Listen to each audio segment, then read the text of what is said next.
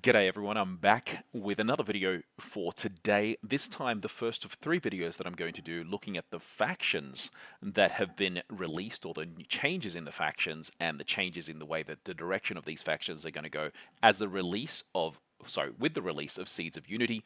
This is actually taken from an article on the October 28th, and the next two videos that I'll do will be October 29th and October 30th as well. This is really cool. I think from a perspective of branding, from a perspective of communication, we're really seeing Equinox, knowing that they have to do it on their own, start to really pump out things that are going to get us excited for the game, but also recognize elements and people within their team. And I think this is where the start of this will go through. As we read through it, you hear some of my reactions, some of my thoughts, and I'll tell you right now, most of it is incredibly positive in terms of the art, the design that they've done, but it's not until the gameplay happens to see how does this impact us when we're actually playing the game. So let's read through it. So to celebrate the launch of the Game Found campaign, we wanted to unveil a bit more about each faction with a three-part article series called Faction Focus. These articles are an opportunity for our creative team, the lore, art, and game design to speak directly to you and give you a glimpse of the work done behind the scenes to ensure each faction stands out within Seeds of Unity. Below, you will discover the narrative objectives for each faction, how our art team brought the new Reka civilization and its people to life, and the game design challenges that led to the cards as you know them. To present these elements, we have called upon the following members of the team, and just to be aware, these are the same three people that are going to be talking to us, or at least providing their input in the three articles. First of all, let's scroll down just a little. We do have Yoshiaki Mimura, narrative designer. So Yoshi, as he is known on the Discord, you'll see him has got that Nintendo emblem right there from Mario Brothers. As a narrative designer on Altered and a role player for more than 35 years, Yoshi brings the world of Altered to life, inspired by stories from all over the world. His conviction is that a world's true richness comes from its inhabitants, and as such, he makes sure every character and player decisions matter equally. So, and we are absolutely seeing that. There is history and lore and brought into Altered from all parts of the world. The ones that I'm missing, I'll say, yes, come on, Yoshi, we had a conversation on this, is I'd love to see a little bit more of the Latin American heritage. We have got some from Central America and North American from the indigenous societies from the past, and even now. But I'd love to see something from my own place, as well also from Australia, which I have not seen anything yet. We did have some moldy cards come out this time around, but let's see what we get in the sets that follow. Gabriel Amaric, the art director, as one of the artistic directors, I'm assuming directors working with our team of illustrators, Gabriel ensures every illustration is at once vibrant, emotionally impactful, and legible. For Seeds of Unity, his focus was on translating the wondrous discovery of a new civilization by making characters feel like true, lively inhabitants of the city. This is the first time we're actually getting two societies to meet, and my hope is, as you can tell that joy, but I would also say an element of guardedness, right? You've got to be guarded when you meet someone new. Does that come across? There's the exchange, but there's also the, are they going to tell me everything? And I hope it comes through. And from the cards we've seen already, it's looking fantastic. So Gabriel, you're doing a fantastic job, and it's not just you. I know it is the team behind you, the artists that we've got, and I don't know the process that we use in Altered. Normally, what I'm used to hearing in things like this is you give them a direction potentially given by Yoshi and his team of, this is what I'm thinking, this is the storyline, and then the artist puts their flavor on it, and so far it's been amazing. The third person that is giving us some of their insights is Leah Rollet.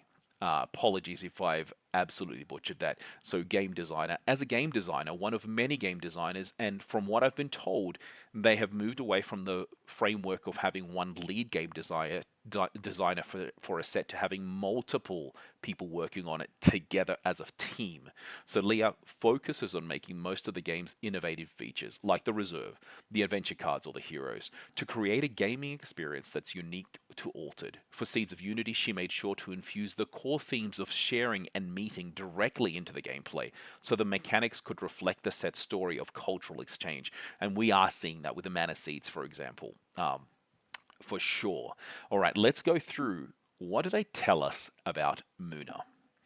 And I'm going to try to do it without showing the pictures because I want to go through those in a second. Muna, cultivate exchange in the gardens of the Naos. Just as the Naos stands above the Rika city, that's the tree, right? So too do the gardeners and farmers seem to stand at the top of their society. And rightly so. The world tree is the heart of their civilization. Sap is harvested with far more restraint than in the city of scholars, and it's mainly the fruits that are put to use. Yet behind this appearance of mindful cultivation, the Rika's hunger for progress seems as fierce as ever. By sharing the Musubi with the Rika, the Asgartha expeditions hope they'll come to understand the need to slow down. Perhaps the perception of the skein might even allow them to find common ground with Halua. Interesting. A couple of things come to light here before we look at the cards. First of all, it my question on this is: are these some of the people that left the City of Scholars? Are they learning from their mistakes there themselves, or they saw what was happening and said we need to move away before the big issues occurred, before Sophia, right? The second part of this is it's very interesting to see that the Musubi, prior to Skybound Odyssey, had only ever occurred inside of basically the world tree in Asgartha, right? We are seeing in Skybound Odyssey that they're doing a Musubi to join Sol and Halua. And that is done by Kaori. Kaori leads that, and there's some cards that depict it. The storyline is going to tell us that as we progress. But now they're even going beyond that, where they're sharing this with another civilization. What good could come from it? What bad could come from it? Would there be a different slant on doing this? But the hope that the Muna have is by exchanging these ideas is to let them see that the repercussions of their actions. The skein allows them to have a little bit more sensitivity and connection with every living creature on the planet, or every living creature connected to that tree, for example. So very interesting in terms of this ecosystem protection that the Muna is really looking at here. But let's have a look at some of the cards that they've shown us here. So Kevin Siddhartha and Matteo Spirito are the two artists that they've shown in these cards for. Absolutely gorgeous. And you're seeing what looks like to me an element of a beehive, but it's a robotic beehive. Some kind of robots are actually presenting this to this character. Really beautiful. They are in their Rika dress. And on the right-hand side, we are seeing, once again, like, is it a biome, some sphere, almost like a greenhouse, where they are taking parts of the fruit, and I think that's part of the other story, is they only are taking the fruit. They're really guarded in terms of how much they take from the sap so as not to kill the tree. But you can see the beauty in the waterfalls, the beauty in the structure that's been placed, and almost the protection of creating levels and barriers using the tree itself to safeguard it without actually destroying the tree. And it looks like there's some element of teaching happening here on the right-hand side on Matteo's painting. It is absolutely gorgeous. Now, let's read through the remainder of it. So a large number of scenes for the Muna faction revolve around the exploitation and sharing of the Naos' fruits. It is in the vast hanging gardens that gardeners, merchants, and creatures born from the Naos itself exchange or compete for this miraculous fruit. To refresh the Muna's vision identity, visual identity, the artistic team allowed for a more contemporary aesthetic inspired by solar punk. I don't know what solar punk is. In this subgenre of science fiction, humans use technology respectfully. Okay, there you go. Coexisting with life in all forms. This approach allowed us to develop an unexpected facet of this highly traditional faction alongside the Rika. The Muna use advanced technology like the harvester drones of Plutos, the Hexarch, or the analysis laboratory of the Rika agronomists. So these are agronomists probably on the right hand side. Very, very cool dynamic. It's changing the way that Moon is currently played. And then we've got the common rare and out of faction rare of the charitable Rika being one of the characters that's available here. So you're looking at a 2/2 for 3/0/3. The opulence is a state of grace. The forever teeters on the precipice. And once again, you're seeing an element of teaching, a teacher, it's showing some level of respect to what you have around you as society. The out of faction going into Ordis, so the rare it does give you both the rare in either Muna or Ordis.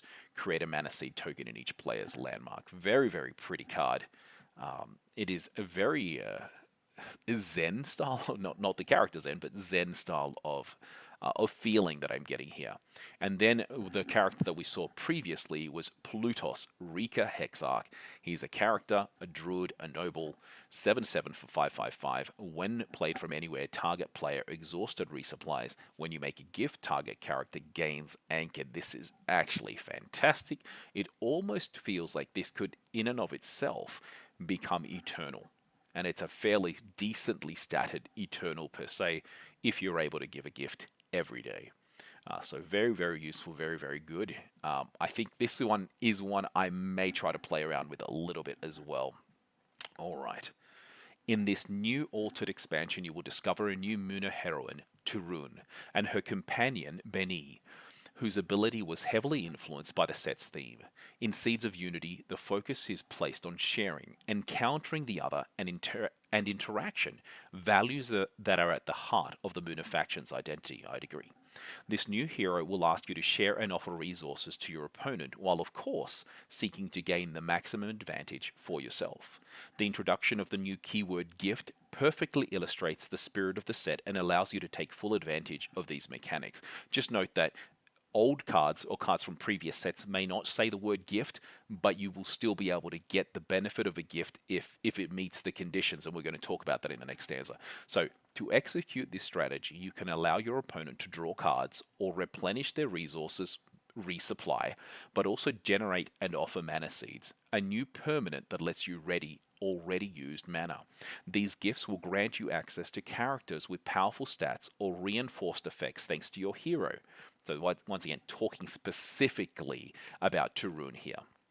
For example, the rare charitable Rika allows you to benefit from 2 mana seeds in addition to powerful stats with Turun, but in return it asks you to offer one to your opponent. Some well-known cards from Beyond the Gates might also prove useful, such as Daughter of Yggdrasil or Kitsune, to name a few, which give your opponent a benefit, or in some cases give you both a benefit, but you get the double benefit through using this. In the limited format, Muna pairs particularly well with Bravos, which offers several gifting tools, and also with Ordis, since Mats and Hive, the new Ordis hero, directly benefits from the mana seeds. I like what they've done here is they're really imprinting and imparting some of their knowledge to say, hey, consider this. It may or may not work for you and I, but consider this. This is how they view the way that we play the game. And I'll say this, as great as some of the developers are and the players are that are within the company, there are plenty better that actually play the game and will come up with fantastic ideas on how to actually improve the gameplay and make things meta reliable, but also meta viable and win the games, which is the purpose of Altered after all, right? All right, let's move to Ordis. Ordis. I don't want to show the cards right now. Meet the most important Rika diplomats. When two civilizations meet, a clash of cultures is inevitable. Through diplomacy and dialogue, the Ordis aim to find common ground with the Rika so that both peoples can continue to move forward hand in hand. But the interests of one are not always those of the other. Misunderstandings and differing perspectives have created a clear divide between Asgarthans and Rika, one that must be bridged. This is the first human enclave discovered by the rediscovery endeavor. The Rika must at all costs become allies, not enemies. Now they're putting a little bit of here because if they become enemies, that completely changes the game in the future, and it'd be interesting to see how that goes. Now I know that Altered or Equinox is not really talking about making cartoons, comic books, etc. But you can really explore the friction that could happen so well with those formats as well. So let's have a look at the 3 cards. The first one is one of the Rika hierarchy here. Very, very interesting. As I said, in our podcast, I called her She Looks Like Storm. Love it. Love it. Storm, one of my favorite characters in the X-Men. For those that follow the Marvel, not the MCU because they're not there yet, but Marvel. And then we have some kind of diplomat signing a document given to him by a.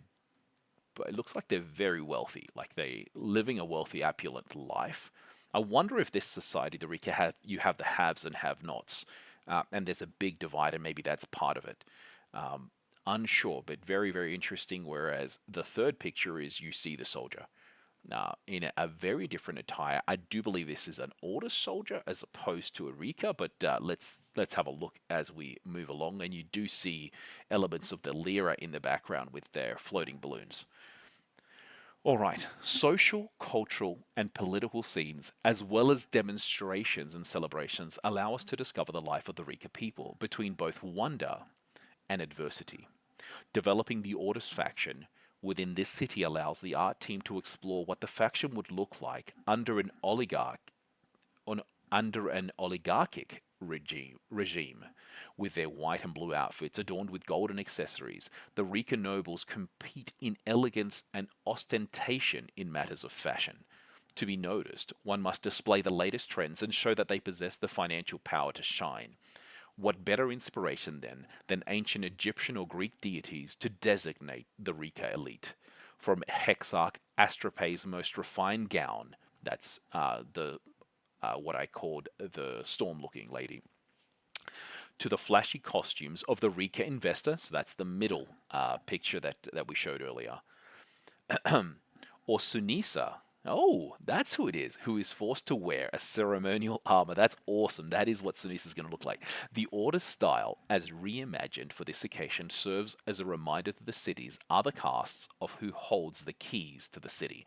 So I think my impression of the haves and have-nots is absolutely here. And if, I guess, looking at it from a lens of Ordis, this is probably the part of Ordis that people hate the most, or you can, from other factions, despise the Ordis for, is the splurging, the society, the uppity of one, of being able to show that you are better than others by what you've got, or or showing off what you've got, more so than the substance of what you do. There's two. So the next card, once again, we only have characters that go into unique, so we're looking at a landmark here. The landmark, the reunion. Now, I do believe this is the landmark that the new character has been asked to build, and this is what he does. And you can see it's huge. There's small people that you can see on the platform, and then this is the union, representing the union of the two. I would call them countries, but I call them two peoples. So the reunion, 6/6. It's a landmark, so when you tap it, choose up to the number of cards in your landmarks. You can either create an Ordis recruit 1/1/1 soldier token in your companion, do the same thing in your hero expedition, or up to 2 target characters gain 1 boost. So not too bad to be able to tap it at any turn, and you get a 2/2/2 on either side if you have everything. The rare also allows you, if you have 4 things available in your landmark, to also draw a card. When you tap it, draw a card every turn, plus getting 2/2/2, not too bad at all. Once again, though, you have to have 4 landmarks in play to be able to get that. Then we are looking a little bit about the Rika Investor. And sorry, Mats is who designed that statue, by the way. He's the hero for this set for Ordis. So Rika Investor 3/3 for 3/3/0 at the common, the rare, and the out of faction rare Muna have exactly the same stats. At dusk, create a mana seed token in your landmarks, and it's a permanent. When you tap it, you can sacrifice it, and you can ready a mana orb. Not too bad. The rare on both Ordis and Muna allow you to say when you leave the expedition zone, so on top of creating the mana seed, you can create an Ordis recruit 1/1/1 soldier token in their expedition. Not too bad, but the opulence is absolutely showing through in this picture as they're having a drink. The new hero, Mats, and his companion Hive are the first to introduce a change in the number of permanent slots allowed during the game. Mats can keep up to 3. As such, he inaugurates a brand new archetype for Ordis, supported by one of the set's flagship mechanics, Mana Seed tokens. These tokens allow the player to fill their permanent zone faster, to activate Mats' effect sooner, and thus benefit from increasingly powerful permanents. This new permanent focus for Ordis provides an opportunity to discover the set's new parameters, like the Reunion, the massive sculpture celebrating the Asgarthan and Rika alliance. It also allows us to rediscover older cards that will find a place of choice in Mats' deck. Among previous sets, high-cost cards like the Monolith, the Ordis Bastion, or single-use cards like the Out of Faction Brassbug Dropship, as well as the Aeroliths introduced in Skybound Odyssey, seem to be particularly well suited to tools. For this new archetype.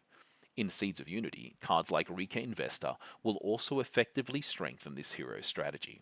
In multiplayer, Ordis could particularly shine with the help of a Muna ally who will assist them in filling their permanent zones by gifting them mana seeds.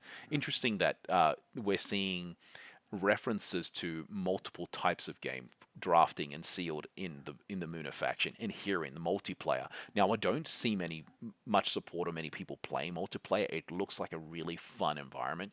I think you can take advantage of it if you and your opponent basically play offensive/defensive mode. But very, very interesting. I do like that they're trying to promote other ways of playing the game. All right, and that is the end of today's article. I'm excited for this. I like that we're getting into the minds of the creators of the game, and very, very cool, very exciting. Once again, I'll just leave us here with a picture of the reunion. What may seem like a happy reunion has to have some level of friction in my mind to make this storyline become really, really enriching. We can see the tree in the background as well, so it's really been placed right dead center of their society, this connection between the two different societies of the Asgarthans and the Rika. All right, and I'll leave it at that. Look forward to hearing from you guys, get some of your comments, some of your thoughts on what would be the best way of playing Mats, what will be the best way of playing with Tarun. Let me make sure I say it properly. Turun, not Tarun, Turun. But looking very much like it's going to be a fun set to play. Hasta luego.